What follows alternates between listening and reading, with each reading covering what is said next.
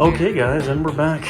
We're going to do another boiler retrofit today. We're going to be removing this Raypack boiler and this Ream hot water tank. You can see it's very dark and gloomy in this particular corner. Wires everywhere, zone valves in difficult positions to get. C venting that's had better years. Obviously there's a mess of plumbing up there, the whole enchilada. But that's okay. We talked to the homeowner in the situation, and we have decided to put everything on this back wall here. There was shelving originally, but what we're gonna do is we're obviously gonna make a wall here, and we're gonna mount our Navien combi boiler system. We're gonna do a mixture of zone and pumps this time, just for a bit different setup. And of course we got our electrical panel right there, so we're gonna be mindful with some of our distances, probably take up most of this real estate here. And then the good thing about this is that this can keep on running while we work on this, and then we can do the transfer and the switch over, and hopefully that won't interrupt their heat or domestic hot water that much. We got a venting path possibly out this way or out there, so I'm not too worried about that, or even further back as well. We got a floor drain in here for our acid neutralizer. Looks like there was an old drain pen here at one particular time. And then of course we're gonna move our gas piping over and pipe it in as well. But first of all, we gotta get the wall built and everything else in place before we get to our next step. So we'll see you guys in a bit and talk to you soon.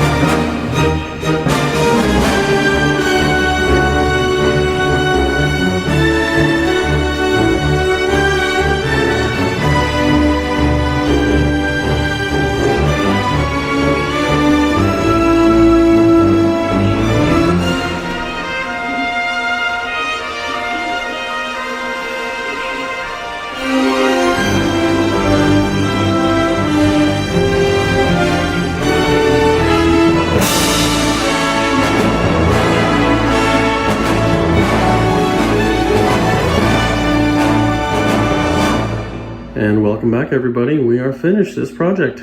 This has been a joy to work on. It's taken a little bit longer than usual since we're in the prime of the heating season, but nonetheless we have completed it and it is up and running. And to show you what before was, well, this is what before was. Obviously it's been left here just as we switched everything over, but it was quite a mess with wires, zones, copper, venting, gas line, everything was quite a mess. And of course we decommissioned the hot water tank too as well.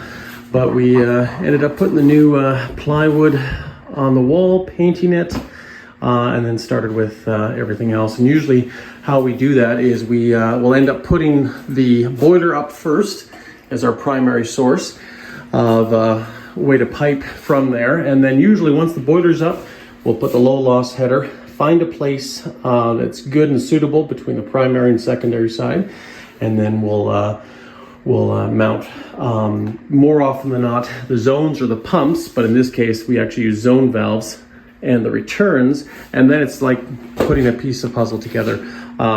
Piece by piece, you just connect this spot to the low loss header, that spot to the return, and same with the primary side too. Want to get everything nice and clean and flush, and of course we try to put all the drains for flushing the system, and of course all of the shutoffs at the same level too. And then of course then we have our magnetic filter on the return side, but we want to kind of make sure that everything flows aesthetically with it, as well as literally flows properly into the low loss header. Put the tridicator here just that way we can always see what the temperature's at. Currently right now we have no zones calling for heat. The house is actually nice and toasty warm. We put in a Wilkins 350 XL. I really like these. They're easy to work on, easy to service for the backflow protection. And then we put a Honeywell. We color coded it green to match the green theme with the Takeo and the Axiom. And even we painted the expansion tank as well green. Our boiler operating pressure right now is just below 15 psi, so it's spot on. We go into the low loss header all the way up here to our hydro node for our Axiom unit. And the nice thing is that it's green. We custom painted this tank, but also the Caliphy separator that we used here is also green. So I really like these two because of the unions, built-in unions. If you need to adjust something or fix something or leak, at least you have a union to break from. And then of course you can reseal it up or take it out or clean it or whatever you have to do. We put our acid neutralizer down here with a condensate, run it all the way over to the floor drain so we don't have to use an actual pump. And then over here is our secondary side. I love doing these now on the boilers, primary and secondary separation with these two valves here. So shutting this off, we can actually flush water in from a hot water tank or from a hydrant, hose bib, whatever. Flush it with clean water all the way through the system and then come back on the return, shut this off, and then also have a discharge all the way over into the floor drain. Makes life so easy, especially when we're purging air out of the system, but also for flushing it. I know some people have criticized using zones rather than pumps because of the theory that if one pump fails, they have no heat, and that's true. That's why for this particular customer, I actually decided to do a backup pump. And you can see right here, we have our main pump and our backup pump, and it's strictly designed just as a backup. In case the pump goes down, they'll have some form of heat, especially during those cold temperatures that we can get up here in Canada. And right now nothing's on, so there's no pressure differential between the gauges. These pumps do have internal check valves, so there's going to be no short cycling.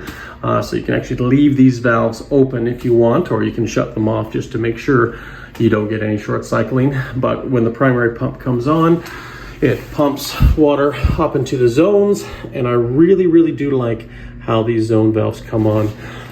When there is a call for heat with this ZVC405 zone activator, that it sends power, or sorry, the thermostat will send power to this, and then it'll click in, and then once it sends power to the zone valve, it will blink, and then the light stays on once the end switch kicks in, sends power to the pump relay, and turns the pump on. Now you may wonder how I pipe two pumps in with this. Well, simply the unit itself, the outlet terminal for this pump, I just brought it to a common junction box and just divided it. So we have two switches, and each switch obviously goes to each pump. Could you have both pumps on? Sure you could, but there's no point in even doing that. True reverse return. So the first zone, we have 1, 2, 3, 4. We have top floor, kitchen, front room, and basement. But technically, if you have the first zone that's fed, which in this case is zone 4, well, it should be the first one, or the last one to return, sorry. And that's where it comes here. It's on the last leg of this manifold. And the first one to return is the last one that gets fed, and that's number 1 here. True reverse return. I just like doing it. It's the way hydronics should always be done. In the summertime, if they don't want any heat, they can kill power to the switch on the controls, and that kills power to everything, so they still have domestic hot water. Otherwise, if they need to kill power to the boiler to work on it, then it has its own separate switch with a junction box here that also can be unplugged, plus its own internal shutoff or switch that's actually right here. We put both of our pressure relief valves up here. Some may argue it's hard to get at, but it just looks nice and clean there, and you can easily take the dielectrics off and get a Nibbix wrench in there to take it off. 2 shutoffs for the hot and cold, just a bit of redundancy there. And then of course we have all our piping. We've labeled the exhaust, labeled the fresh air intake, and yeah, looks really, really sharp. And as you can see here, we did a few maple leaf designs. Our main maple leaf signature right there, illuminated with the LEDs in the back. But also I did something else.